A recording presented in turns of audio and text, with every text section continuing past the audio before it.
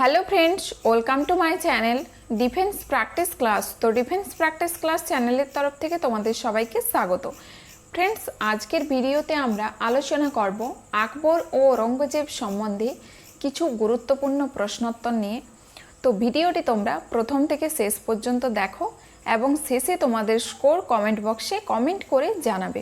তো তাহলে শুরু করা যাক। ফার্স্ট প্রশ্ন, আকবর জিজিয়া কর কবে সমাপ্ত করেছিল? তো এটির সঠিক অ্যান্সার কী হবে? তো সঠিক অ্যান্সারটি হয়ে যাবে আকবর জিজিয়া কর সমাপ্ত করেছিল 1564 সালে। এছাড়াও জেনে রেখো ভারতে সর্বপ্রথম জিজিয়া কর কে চালু করেছিল? তো মোহাম্মদ বিন কাসিম।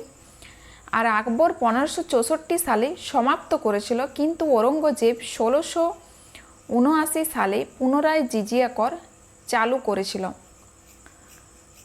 আকবর তীর্থকর কবে সমাপ্ত করেছিল? তো এটির সঠিক অ্যান্সার কী হবে?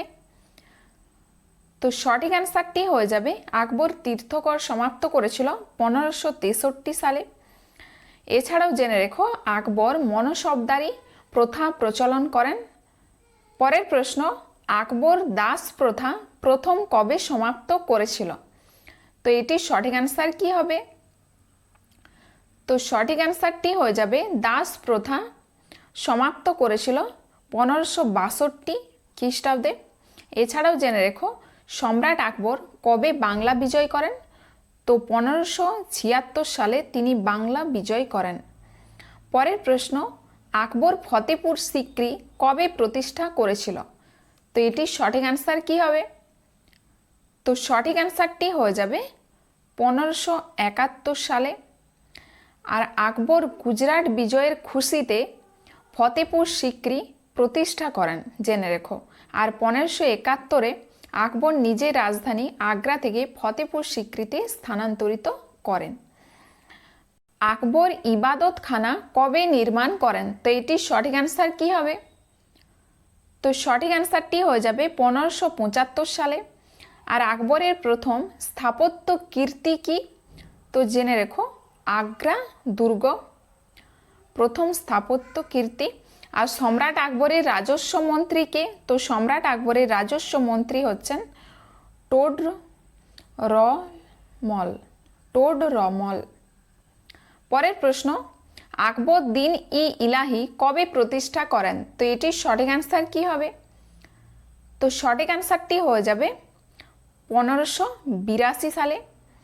আর আকবরকে ভারতীয় জাতীয়বাদের জনক বলে কে অভিহিত করেছেন? তো জেনে রেখো ভারতীয় জাতীয়বাদের জনক বলে অভিহিত করেছেন জওহরলাল নেহেরু। পরের প্রশ্ন, আকবরের রাজ্যাভিষেক কবে হয়েছিল? তো এটির সঠিক অ্যান্সার কী হবে? তো সঠিক অ্যান্সারটি হয়ে যাবে 1556 সালে। আকবরের জন্ম কবে হয়েছে? তো জেনে রেখো আকবরের জন্ম হয়েছে 1542-এ। কোথায় হয়েছে? তো পাকিস্তানের অমরকোটে হয়েছে। আর আকবরের মৃত্যু হয়েছে 1605 সালে। পরের প্রশ্ন, আকবরের সমাধি কোথায় অবস্থিত? তো এটির সঠিক অ্যান্সার কী হবে?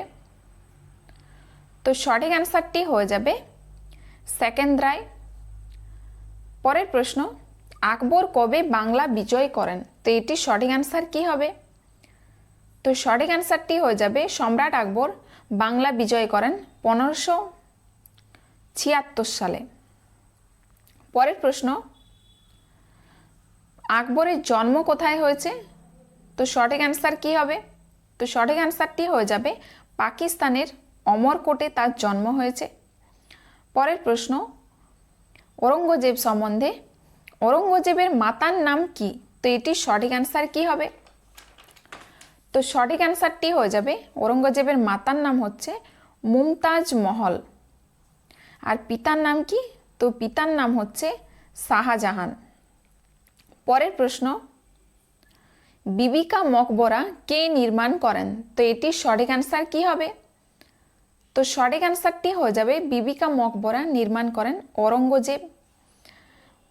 1679 সালে প্রথম স্ত্রী দিলরাম বানু বেগমের স্মৃতিতে বিবিকা মকবরা নির্মাণ করেন, জেনে রেখো। আর একে দ্বিতীয় তাজমহলও বলা হয়। পরের প্রশ্ন, নিম্নলিখিত কোন মুঘল বাদশার দুইবার রাজ্যাভিষেক হয়েছিল? তো এটির সঠিক অ্যান্সার কি হবে? তো সঠিক অ্যান্সারটি হয়ে যাবে দুইবার রাজ্যাভিষেক হয়েছিল কার? ঔরঙ্গজেবের। পরের প্রশ্ন, ঔরঙ্গজেবের প্রথমবার রাজ্যাভিষেক কবে হয়েছিল? তো এটির সঠিক অ্যান্সার কি হবে? তো সঠিক অ্যান্সারটি হয়ে যাবে 31শে জুলাই 1658-তে। পরের প্রশ্ন, ঔরঙ্গজেব আলমগীর উপাধি কবে ধারণ করেছিল? এটির সঠিক অ্যান্সার কি হবে? তো সঠিক অ্যান্সারটি হয়ে যাবে 1658 সালে। পরের প্রশ্ন, জিন্দা পীর নামে কে পরিচিত? তো এটির সঠিক অ্যান্সার কি হবে? তো সঠিক অ্যান্সারটি হয়ে যাবে ঔরঙ্গজেব জিন্দা পীর নামে পরিচিত। পরের প্রশ্ন, কোন বাদশাহের অন্তর্গত মুঘল সেনার সর্বাধিক হিন্দু সেনাপতি ছিলেন? তো এটির সঠিক অ্যান্সার কি হবে? তো সঠিক অ্যান্সারটি হয়ে যাবে ঔরঙ্গজেবের। পরের প্রশ্ন, ঔরঙ্গজেব দক্ষিণে যে দুটি রাজ্য বিজয় করেছিল, সঠিক অ্যান্সার কি হবে? তো সঠিক অ্যান্সারটি হয়ে যাবে বিজাপুর ও গোলকুন্ডা। আর জেনে রেখো, বিজাপুর হচ্ছে 1685-তে, আর গোলকুন্ডা বিজয় করেছিল 1687-তে। পরের প্রশ্ন, নিম্নলিখিত কোনো এক সঙ্গীত বাদ্যযন্ত্র বাজানোয় ঔরঙ্গজেবে দক্ষ ছিলেন? তো কোন সঙ্গীত বাদ্যযন্ত্র বাজানোতে ঔরঙ্গজেব দক্ষ ছিলেন? তো এটির সঠিক অ্যান্সার কি হবে? তো সঠিক অ্যান্সারটি হয়ে যাবে বীণা। লাস্ট প্রশ্ন, জিজিয়া কর কার শাসনকালে পুনরায় চালু করেন? তো এটির সঠিক অ্যান্সার কি হবে? তো সঠিক অ্যান্সারটি হয়ে যাবে ঔরঙ্গজেবের 1679 সালে পুনরায় লাগু করেন জিজিয়া কর। তো ফ্রেন্ডস, আজকের ভিডিও এখানেই শেষ। তোমাদের যদি ভিডিওটি ভালো লেগে থাকে তাহলে অবশ্যই লাইক করবে এবং বন্ধুদের সাথে শেয়ার করবে। ধন্যবাদ।